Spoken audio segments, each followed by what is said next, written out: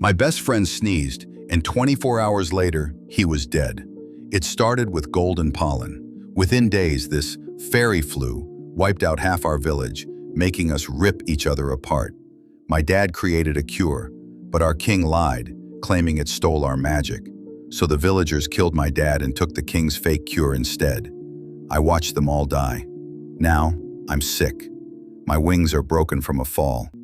A human child just found me, thinking I was a pretty butterfly. She touched the dust on my wings, and then she sneezed.